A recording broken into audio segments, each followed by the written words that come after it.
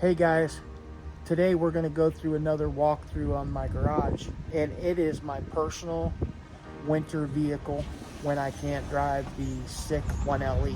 It is a 2024 Jeep Wrangler Willys Firecracker Red, and I've only had it for about 3 months. We're going to go around in the front and we'll start with the engine bay. I have it opened up today because it's really hard to open with one hand.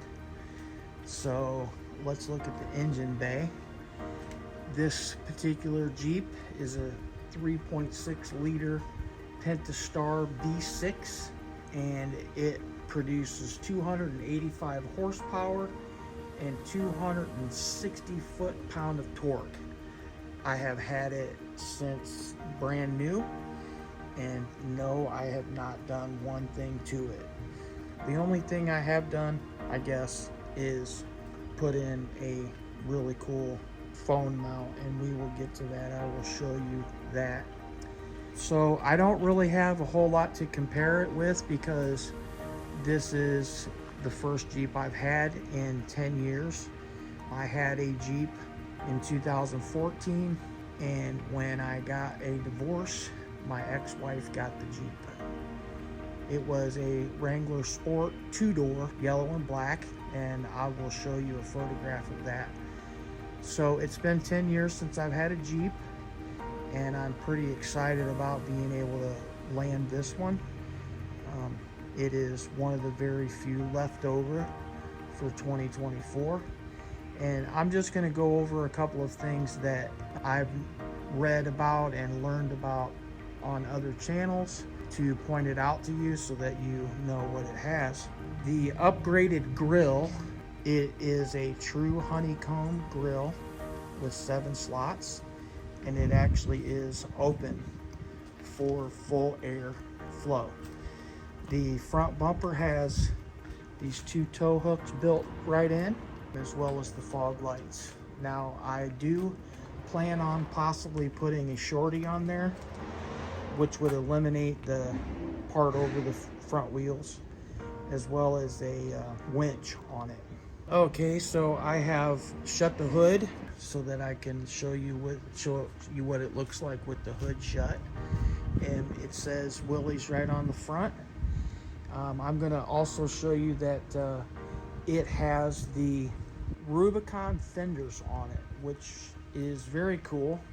They just did that this year on the Willys, and it raises it up slightly and actually gives you more room for larger tires if you want. However, this particular vehicle comes with KO2 33s already on it.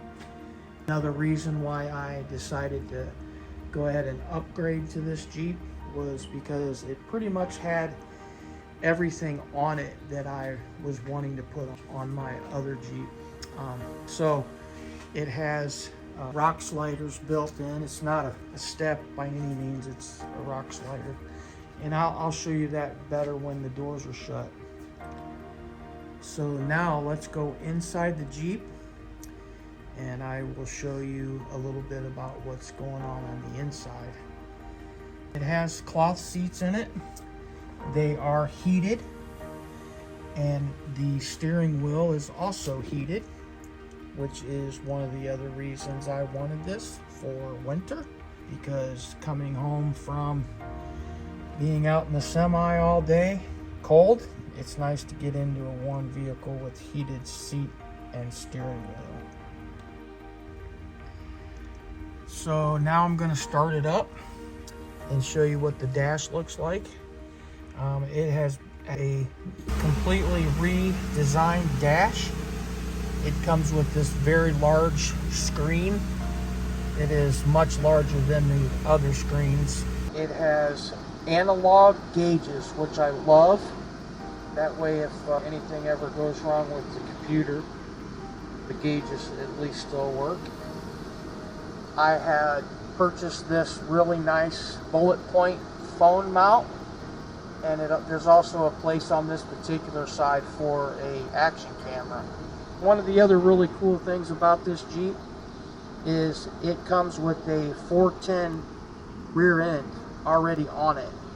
Again, you don't have to worry about upgrading anything because it pretty much comes equipped to go off-road, which is extremely exciting for me. I'm not really wanting to go and do a whole bunch of mods to it. I wanted to be able to buy it and be able to go have fun with it off-road if necessary. And in the snow, you know, obviously kick it down into four-wheel drive, and maybe even go play a little bit once in a while with it. So I'm pretty excited about this Jeep. The only thing that I really don't care about it, actually there's two things I don't really care about. And the main number one thing is this stupid button that you have to push for it to automatically shut off the auto stop, where the motor stops when you stop at a traffic light. I think that's about the most ridiculous thing ever invented. I think it's another ploy for you to burn out your starter and have to buy another starter. So I'm not really going to go into a whole bunch of detail. I'm not trying to do a comparison or anything like that, but one of the other things that I think is really odd is this material on the dash. It's like stonewashed jeans. Like, okay, so yeah, I was a rocker back in the 80s in my high school years, but really? Stonewashed jeans on the dash? That's a little bit weird. Especially for a vehicle that's designed to go off-road a lot. It just seems like that's going to get dirty really quick. I mean, it looks okay, but it doesn't look that okay. I think maybe down the road I might look into possibly finding something to cover that up, or I'll wait until it gets dirty and then figure out a way to replace it or something, but it's kind of weird. So now that we're back out on the outside of the Jeep, I will shut the doors all the way around so you can see what it looks like closed up. I just thought it would be cool to give you a walk around of this Jeep. It's very exciting to have it. I'm looking forward to driving it when I can't drive the Camaro. How convenient. There's the Instagram for my Sick 1LE. I sport that on my Jeep too, so people can find me on Instagram. Already have the tow strap put in. You know, you never know when you might need it. I got a tow hook on the back. I already showed you the ones on the front. And one time, hopefully next summer, I'll be able to take the top all the way off, because look at that already painted outside roll cage. That's pretty nice. So yeah, this is the back on the inside. It makes for a really good grocery grabber. So we'll shut this up for you.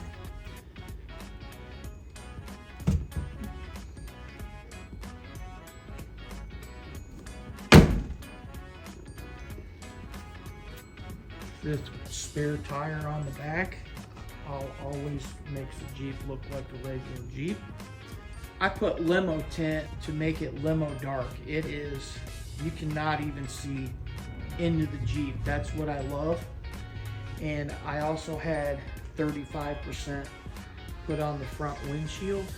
And I'm pretty sure maybe certain spots, certain times when the sun's shining, you'll be able to see inside, but for the most part you won't.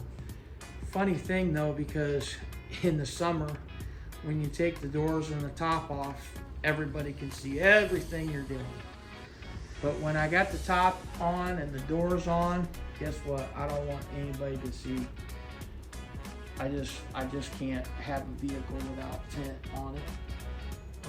It is trail rated, and by the way, you know, those of you that know Jeep know that that's normally where the antenna is, and for the Willys 2024, they decided to put the antenna in the windshield, which is that yellow line right there, which is a little odd. But anyway, so that's my Jeep, and I'll back out and show you a full view of it.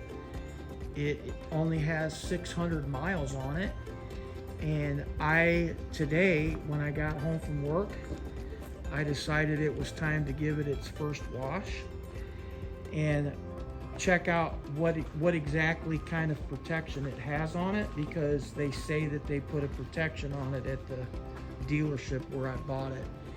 And obviously they're going to tell you that, charge you $1,000, whatever. Is one of those things that you can't really get around, because they say they do it before you pick it up, and it's included in the price and all that nonsense. But I will show you in the video when I washed it that it looks as if this particular Jeep from my dealership has some sort of coating on the windows all the way around, because the hydrophobics on the glass is incredibly good. The water beads up and rolls right off, but on the paint it doesn't. It's actually pretty disappointing that it doesn't. And I'm learning a lot about that from Pan the Organizer, and I actually bought a ceramic from him called Clean, the 3-year ceramic, and I'm going to attempt to put it on myself. But just watch while I spray this and you'll see the difference between the window and the door or the hood.